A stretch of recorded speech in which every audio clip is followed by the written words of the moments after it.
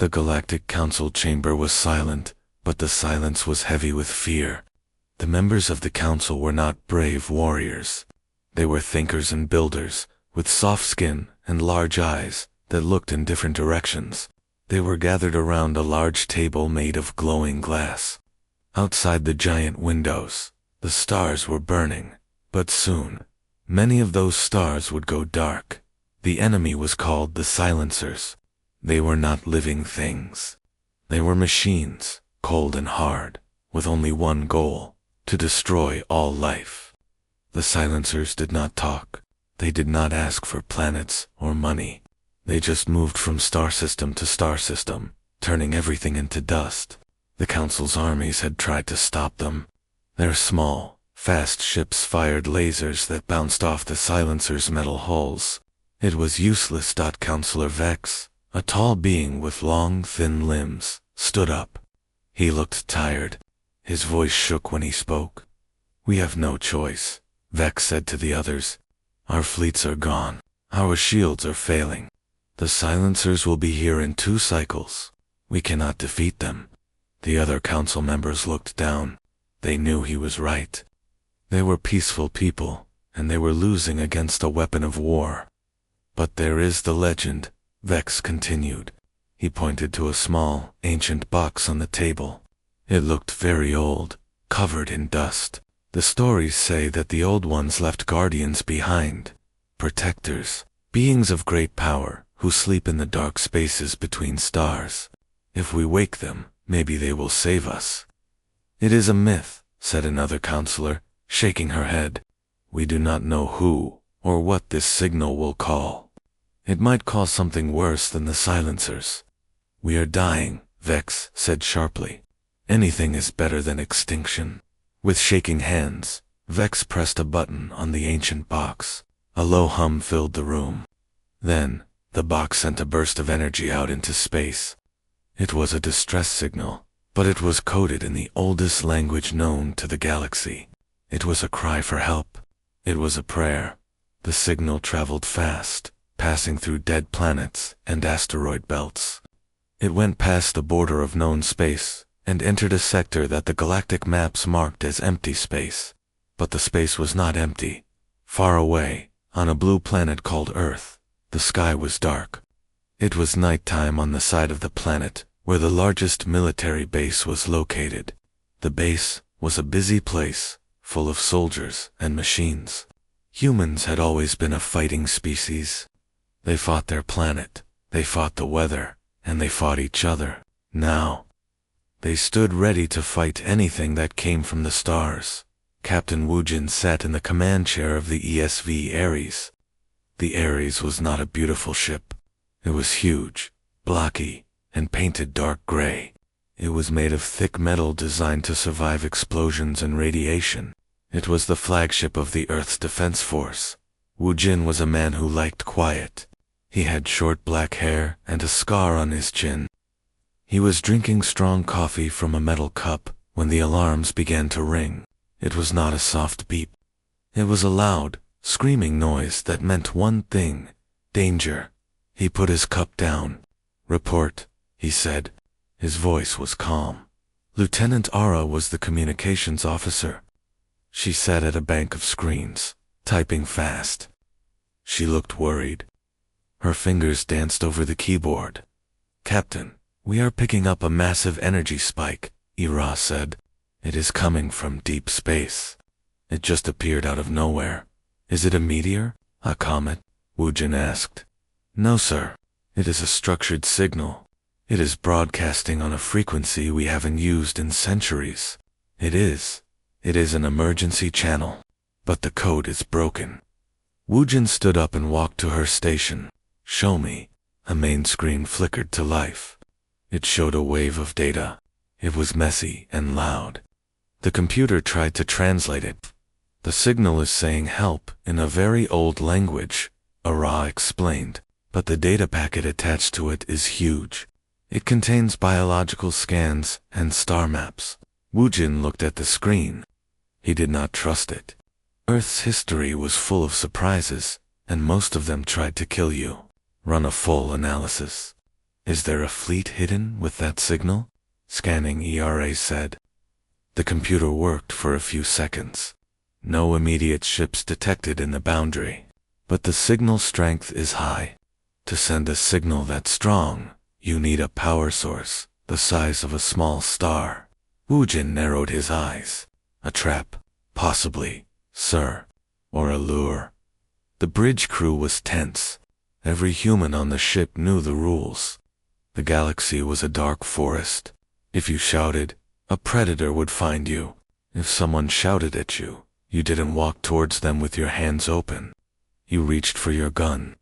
Sir, Ara said, her voice dropping. I am trying to clean up the signal. It is very distorted, but the underlying frequency, it matches the invader protocol. Wujin froze. The invader protocol was a theoretical warning. It suggested that any civilization advanced enough to shout across the galaxy was advanced enough to be a threat. They aren't asking for help, Wujin said, his mind racing. They are marking the target.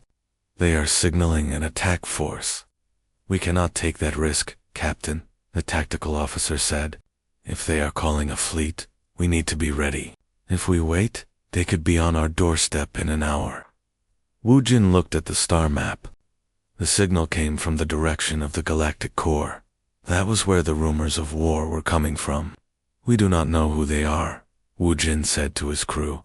We do not know their intent, but they have power, and they are shouting into our backyard.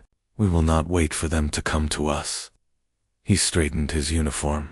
The decision was made. Humanity did not send flowers to unknown signals. They sent a fleet. Sound the general alert, Wujin ordered. Wake the other ships. We are going to the source. Aye, Captain, the crew shouted back. Sirens began to wail throughout the ESV Ares. In the barracks, soldiers jumped out of bed. They grabbed their heavy armor and their magnetic railguns. In the engine room, huge reactors roared to life, burning hot and bright.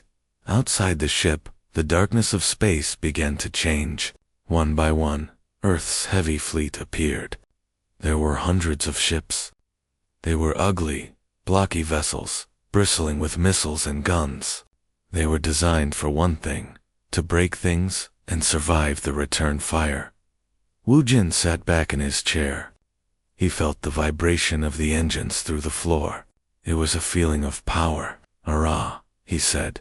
Send a return packet. Sir, what do I say?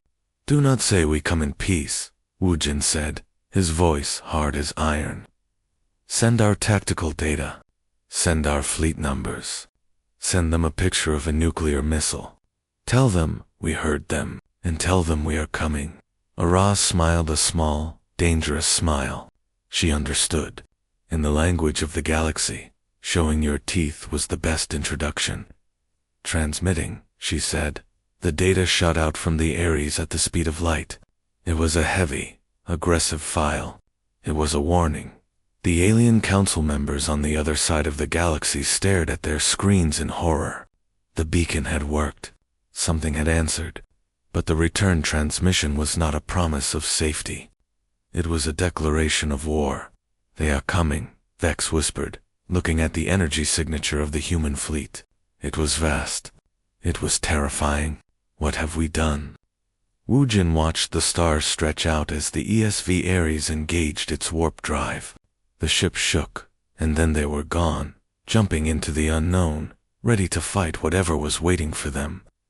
Let's see what they are made of, Wujin said quietly. The space around the Federation planet was quiet, but it was a nervous quiet. Hundreds of alien ships floated in the dark, arranged in a perfect circle. They were beautiful ships. They had long, smooth curves, and were made of shiny materials that reflected the light of the nearby stars. They looked like art made for a museum, not tools for war. But the crews inside were not happy. They were shaking with fear. They were waiting for the answer to the signal they had sent. They prayed to their gods. They hoped for the guardians. They imagined tall, glowing beings with kind faces who would come to save them. They thought the guardians would arrive in ships made of light and peace. They thought the Guardians would gently stop the silencers with magic or advanced technology. Then, the alarms on every bridge began to scream. A tear opened in the fabric of space right in the middle of their formation. It was not a smooth opening like the aliens used. It was violent. The stars bent and snapped. A storm of purple and blue energy poured out of the tear. It looked like a wound in the universe. "Something is coming," shouted the tactical officer on the lead alien ship. The alien commander, Admiral Vance, gripped the edge of his seat. He was a tall, thin creature with large eyes. He was usually calm, but now he was terrified. "Show me," he ordered. The main screen flickered and showed the tear. And then, the monsters came out. They did not look like Guardians. They looked like nightmares. The first ship was massive. It was not smooth or shiny. It was a giant, gray block. It had sharp angles and ugly scars on its hull. It looked like a piece of a mountain that had been ripped off and thrown into space. It was the ESV Ares. Behind it came more ships, hundreds of them. They were dark and dirty. Smoke came out of their engines. They were covered in heavy plates of metal. They were bristling with weapons. Huge guns stuck out of the sides. Missiles sat in launchers like angry bees. They looked dangerous. A young crew member whispered on the bridge. "They look like they are built to kill." On board the ESV Ares, Captain Wu Jin watched the alien fleet. He stood on the bridge, his hands behind his back. He saw the shiny, glass-like ships floating in front of him. He did not feel safe. He felt suspicious. "Ara," Wu Jin said. "Talk to me." Ara was the communications officer. She sat at a bank of screens, typing fast. Her face was focused and serious. "Sir, I have the data. These ships are very strange. Are they military?" Wu Jin asked. "No, sir," Ara said. "At least, not like us. Their hulls are very thin. They use energy shields to protect themselves, but their physical armor is fragile. If I threw a rock hard enough, it would crack their ship." Wu Jin frowned. "So, they are weak. But why do they have so many ships?" "Maybe it is a trap," Ara said. "Maybe the glass is a trick. Maybe they have hidden lasers that we cannot see." Wu Jin did not like unknowns. In space, the unknown usually killed you. He needed to know what he was facing. Scan them. Deep scan. Look for their power source. Look for their weapons. Initiating deep scan, Ora said. On the alien bridge, Admiral Vance watched the human ship. He saw the large radar dishes on the gray block turn toward his fleet. He saw the sensors point directly at them. "They are scanning us," his tactical officer said. His voice was shaking. "Sir, you have to look at the environmental readings." "What do you see?" Vance asked. "The inside of their ships," the officer said. "It is terrifying. The gravity inside is double our standard. The air is thick with oxygen, and the radiation levels are high. They are living in a poison box." Vance stared at the screen in horror. "They breathe poison." "Yes, and look at the life forms," the officer continued. "They are small, but they are dense. They have thick bones. They have redundant organs. 2 hearts. No, spare organs. They are built to survive damage."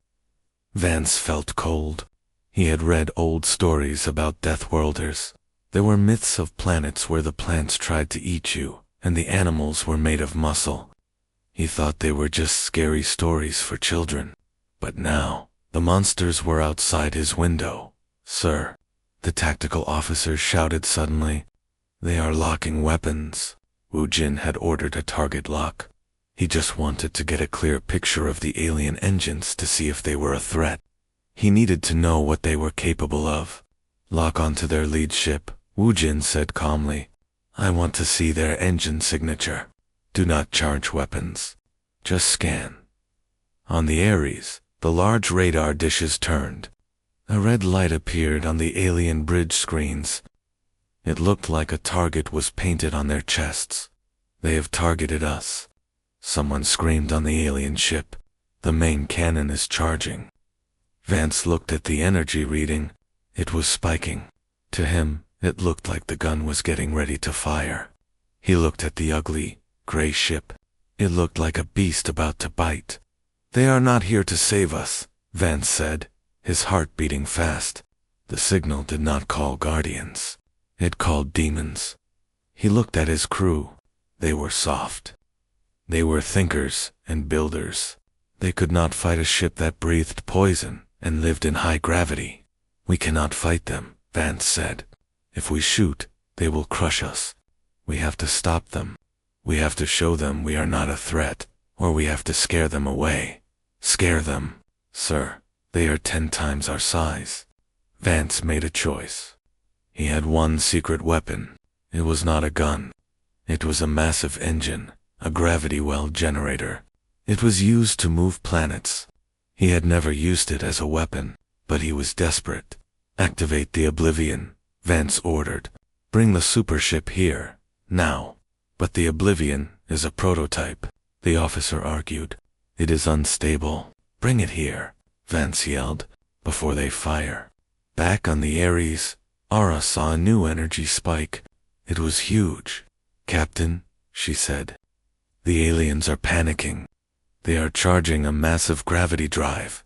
Woojin stood up straighter. A gravity drive. What for? I don't know, Aura said. But it is huge. It is bigger than anything we have. It is destabilizing the sector. Shields up, Woojin commanded. Battle stations. The silence of space was gone. Now, there was only the sound of 2 fleets staring at each other, afraid and ready to kill. The aliens saw death coming in a gray ship. The humans saw a confusing enemy preparing a strange weapon. The gap between understanding was wide, and it was filling with fear. Steady, Woojin told his crew. We don't start the fight, but we finish it. The Oblivion was coming. The biggest ship in the galaxy was waking up to face the humans. The silence of space was broken again, but this time it was much louder. A second tier in reality opened right next to the alien fleet. It was bigger than the first one. It was violent and bright, casting long shadows over the alien ships. From this giant hole came the Oblivion. It was not just a ship. It was a monster the size of a small moon. It was round and smooth, like a perfect pearl, but it was black as the night. It had no visible guns or missiles. Instead, it had large rings that spun around its center. The rings glowed with a strange purple light. The light pulsed like a beating heart. On the bridge of the ESV Ares, the lights flickered. The massive gravity of the new ship was pulling at everything. "Hurrah! Report!" Captain Woojin shouted. He held onto his chair to keep his balance. "Sir, the object is massive," Ara said. Her fingers flew across her keyboard. "It is the size of a dwarf planet. I am reading huge energy outputs. It is a gravity engine." The alien commander, Admiral Vance, watched the human fleet from his safe ship behind the Oblivion. He thought he was safe now. The Oblivion was their greatest creation. It was meant to move stars, but now it would be used as a weapon. He hoped the sight of such a powerful ship would scare the humans away. "Send the message," Vance ordered. "Tell them to leave, or be erased." A voice boomed across all frequencies. It was a mechanical voice, harsh and loud. It spoke in a language the computer translated instantly. "Unknown ships," the voice echoed. "You are in Federation space. Lower your weapons and leave now. If you do not, you will be deleted. This is your only warning." On the Ares, Woojin listened to the threat. He did not look scared. He looked angry. "They are threatening us," Woojin asked. "They invited us here with a distress signal, and now they threaten to delete us." "Sir, the Oblivion is charging its main weapon," Ara said. Her voice was tense. "The gravity rings are spinning faster. The energy is building up. It is going to fire in 30 seconds. Wu Jin stood up. What does the weapon do? It creates a gravity well, sir. A black hole. If they fire it at us, it will crush the Ares into a ball, the size of a marble. It will destroy the whole fleet. The crew on the bridge looked at each other. They were humans. They were used to fighting with guns and missiles. But a weapon that could crush space itself was new. It was terrifying. Can we run? Wu Jin asked. No, sir, the pilot said. The gravity spike already locked us in. We cannot jump to warp speed. The gravity is too heavy. We are stuck. Wu Jin looked at the main screen. The giant black ship was glowing brighter and brighter. The purple light was turning into a dark vortex in the center of the alien ship. The alien ships were running away, moving behind the Oblivion to hide. They are hiding behind their toy, Wu Jin said. They think that big ship makes them safe. Sir, they are going to fire. Aura yelled. Brace for impact. Wu Jin shouted. The Oblivion fired. A beam of pure darkness shot out from the center of the alien ship. It was not a laser. It was a wave of gravity. It hit the space in front of the Ares and rushed toward it. The stars behind the wave bent and disappeared. The Ares shook violently. The metal walls groaned under the pressure. Alarms blared everywhere. But the Ares did not break. The human ships were built for high gravity. They were built to survive the crushing pressure of deep space and the launch from heavy planets. The shields flared up, glowing blue and red. The gravity wave washed over the ship, pushing it back, but the thick metal armor held. The engines roared, fighting against the pull. Shields are down to 40%, the tactical officer shouted. The hull is taking damage, but we are still in one piece. On the alien bridge, Admiral Vance stared at his screen in shock. The human ship was still there. It was not crushed. It was smoking, and sparks were flying from its hull. But it was alive. How? Vance whispered. The gravity well should have destroyed them. They are monsters. They are surviving the void. They are firing back. The tactical officer screamed. On the Ares, the shaking stopped for a moment. Wu Jin picked himself up from the floor. His coffee cup was broken, but he was fine. He looked at the screen. The alien ship was charging for a second shot. They want to play with gravity, Wu Jin said. His eyes were cold. Let's show them how we fight. We don't use fancy tricks. We use mass. He turned to the weapons officer. Charge the railgun. Target the spinning rings on the Oblivion. Railguns charged and ready, the officer said. Fire all batteries, Wu Jin commanded. The side of the ESV Ares opened up. Rows of heavy metal doors slid away. Inside were the railgun's long magnetic tubes. They did not fire lasers. They fired metal slugs the size of cars. The slugs were made of dense tungsten. The sound was deafening. Even in the vacuum of space, the vibration could be felt in the bones of the crew. Thoom, thoom, thoom. Hundreds of metal slugs shot out from the human fleet. They moved at incredible speed, much faster than light. They were invisible to the naked eye. They were just kinetic energy, pure and simple. The slugs crossed the distance between the fleets in a second. The Oblivion had thick shields, but those shields were designed to stop energy beams and lasers. They were not designed to stop a physical object. Moving at 10 times the speed of sound, the first slug hit the spinning ring of the Oblivion. There was no explosion, just a crunch of metal. The shield shattered like glass. The slug kept going, smashing into the delicate machinery inside the ring. The second slug hit next to it, then the third, then the fourth. The beautiful smooth hull of the Oblivion did not look beautiful anymore. It was being pounded by hammers from space. Giant holes appeared in the black metal. Fires started inside the alien ship. Debris flew out into the void. On the alien bridge, the floor cracked. Lights exploded. Damage report, Vance screamed. The rings are breaking, the officer cried. The gravity engine is unstable.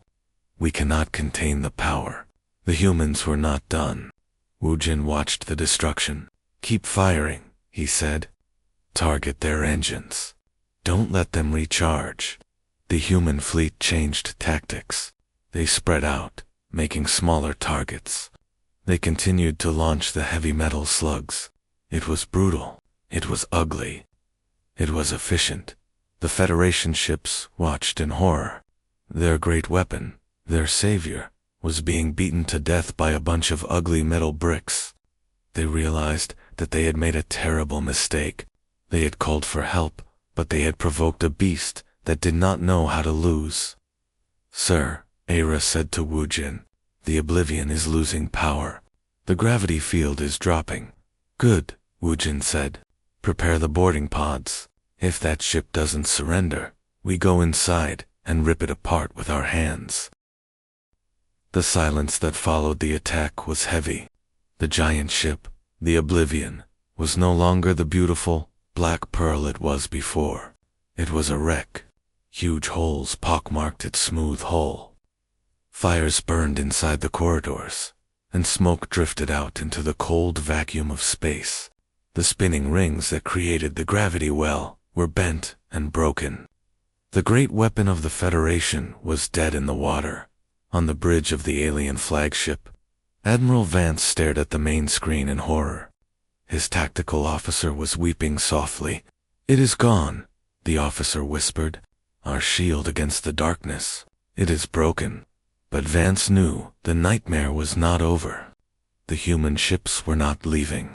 The ugly gray blocks of metal were still there, floating like sharks in the water. They had destroyed the biggest gun in the galaxy with just metal slugs. What would they do next? "Report on the enemy," Vance said, his voice shaking. "They are launching small craft," the sensor officer said.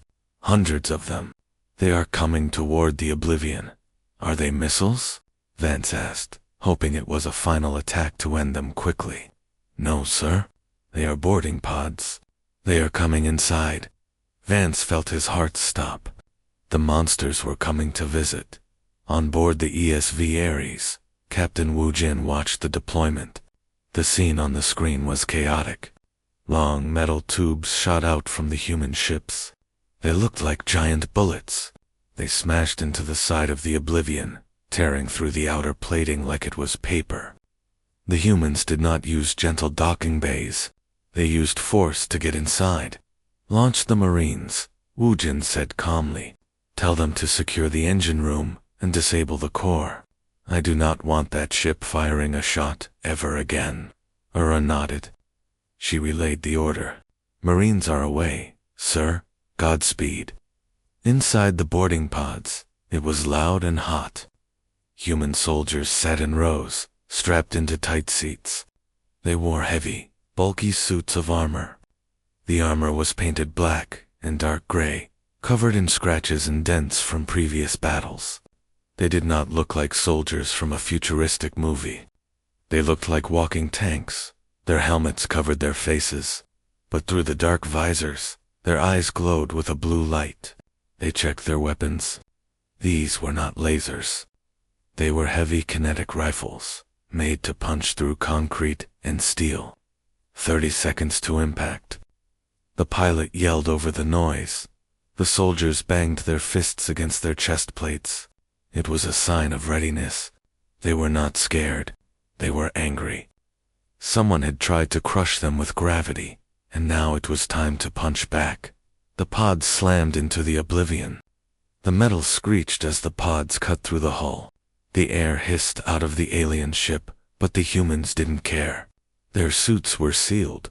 The doors of the pods blew open, and the Marines charged out. They entered the wide, clean corridors of the Oblivion. The gravity here was low, lighter than on Earth. To the humans, it felt like they were bouncing on the moon. They moved fast, bounding down the hallways with heavy THUDS. Inside the ship, the alien crew was panicking. They were not soldiers. They were engineers and scientists. They carried small pistols that fired little stinging beams. They tried to form a blockade to stop the intruders. "Stop. Go back," An alien officer shouted, holding up his weapon. The humans turned the corner. They were enormous. Their armor made them look like giants. The alien officer fired his pistol. The blue beam hit a human soldier's chest plate. It sparked and did nothing. The human didn't even slow down. The human soldier raised his rifle. Bang. The sound was deafening in the corridor. The heavy bullets smashed through the alien's cover and hit the wall behind him. The aliens screamed and ran. They had never seen weapons like this. Their own wars were fought with stun beams and gas. These humans brought thunder and destruction. Admiral Vance watched the security cameras from the bridge. He saw the human squads moving through his ship. They were brutal. They did not open doors. They blew the hinges off. They did not go around obstacles. They smashed through them, sealed the blast doors. Vance ordered, block their path. Thick metal doors slammed shut, cutting off the human marines. The aliens in the control room breathed a sigh of relief. But then, they heard a sound on the other side of the door. It was a grinding, cutting noise. The humans were using torches to cut through the door. Use the defenses, Vance yelled. Release the neurotoxin. Gas them. The aliens activated the ventilation system. A green, thick gas poured into the corridors where the humans were trapped. This gas was designed to knock out any living thing in seconds. It was deadly and painful. On the bridge, the aliens waited for the humans to collapse. They watched the cameras. The humans were walking through the green cloud. One Marine stopped. He tapped the side of his helmet. "Sir, the air is a bit spicy down here," the Marine said over the radio. "Filters are holding, but it smells like rotten eggs." "Keep moving," the squad leader replied. "Don't let them slow you down." On the bridge, the aliens fell silent. They watched in terror as the humans walked through the poison gas without stopping. The humans were breathing the poison like it was air. "They are immune," Vance whispered. "They breathe death." The cutting torch finished its job. The heavy blast door fell down with a loud crash. Standing in the smoke were the human Marines. Their armor was dripping with green slime, but they were not hurt. "Target located," the squad leader said. He pointed his weapon at the camera, destroying it with a single shot. The humans advanced. They reached the engine room. It was a massive chamber with a glowing purple core. The few remaining alien guards tried to shoot, but the humans were too fast. They moved with a predator's grace, shooting from the hip, hitting every target. The squad leader walked up to the main control panel for the gravity engine. He looked at the complex alien writing and the glowing buttons. He did not try to understand it. He pulled a heavy explosive charge from his belt. He stuck it right onto the core. "Fire in the hole," he said. The Marines ran back to their boarding pods. A moment later, a massive explosion shook the entire ship. The gravity engine shattered. The purple light faded into darkness. On the bridge of the alien flagship, all the lights went out. The Oblivion was completely dead. It was just a floating hulk of metal now. Vance sat in the dark. He realized the truth. The humans were not just invaders. They were a force of nature. They had walked through poison, smashed through walls, and blown up their greatest weapon without even breaking a sweat. "It is over," Vance said to his crew. "We have woken a dragon, and it is hungry." The giant black ship, the Oblivion, floated silently in the dark. Its fires were out, and its engines were cold. The mighty weapon that was supposed to save the Federation was now just a piece of scrap metal. The human boarding pods had returned to the ESV Ares, leaving behind a ruined hull. On the bridge of the alien flagship, Admiral Vance sat in the dark. The emergency lights were red, making the room look like a nightmare. His crew was hiding under their consoles. They were waiting for the death blow. They expected the human monsters to fire their big guns and finish them off. But the firing never came. Captain Wu Jin stood on the bridge of the Ares. He watched the alien ships on the screen. They were not moving. Their weapons were powered down. "Sir," Ara said. Her voice was calm. "The aliens are transmitting a signal. It is a surrender code. They are giving up." Wu Jin nodded slowly. "Good. Open a channel. Video and audio. Let's see who is in charge." The main screen flickered and changed. The face of Admiral Vance appeared. He looked old and tired. His skin was pale, and his large eyes were full of fear. He was shaking. Wu Jin stepped forward. He did not look like a monster. He looked like a tired man in a uniform, but his eyes were hard.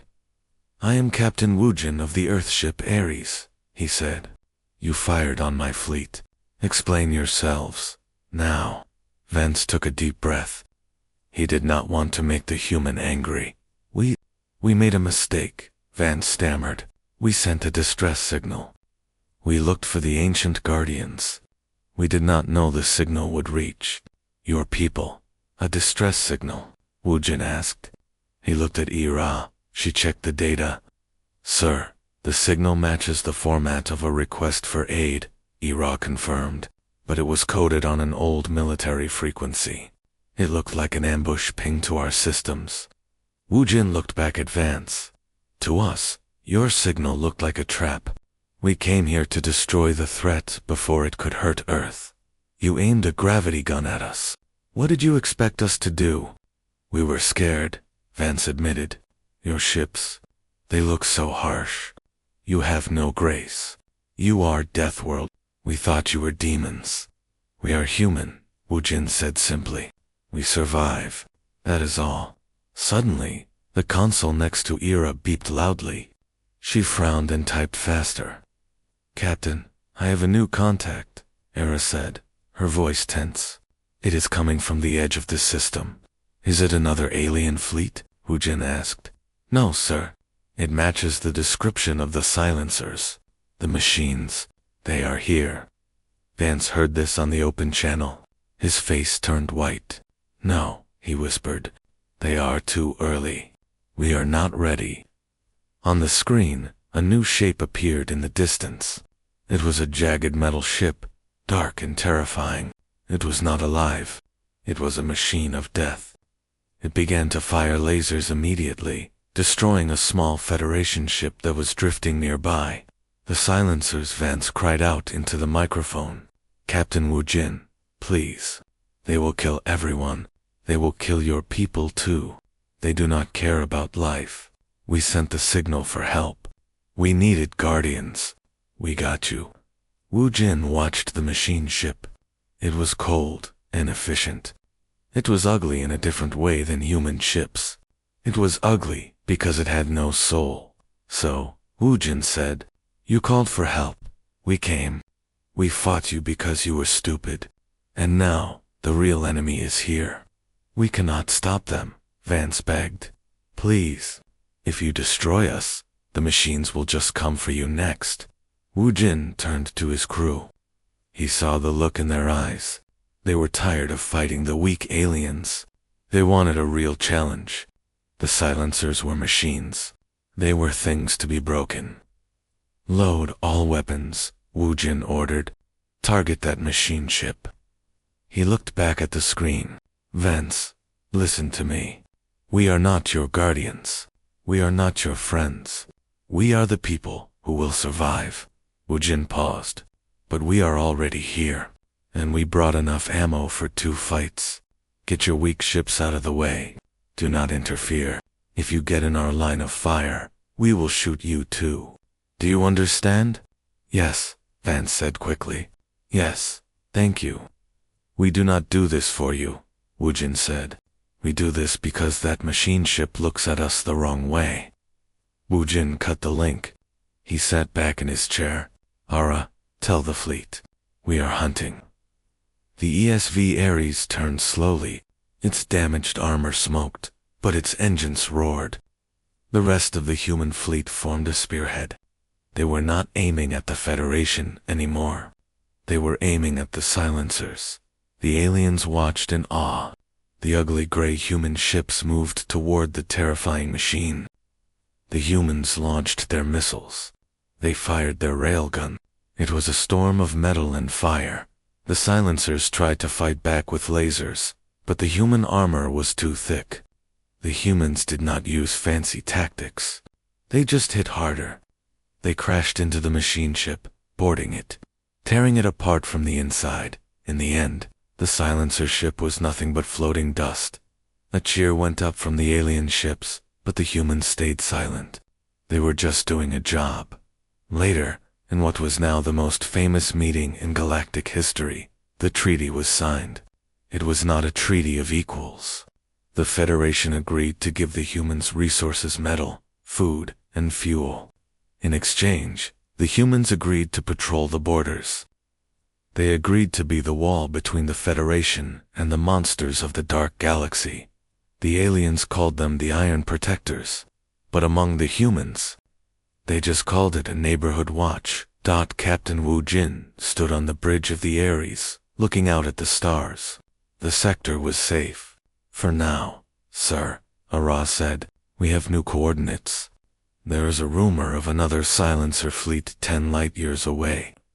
Wu Jin smiled a small, cold smile. Set the course, he said. Let's go say hello. The stars stretched out as the human ships jumped into warp, leaving the safe, fragile aliens behind. The galaxy was a scary place, but the scariest things were now on the side of the good guys. And that was enough.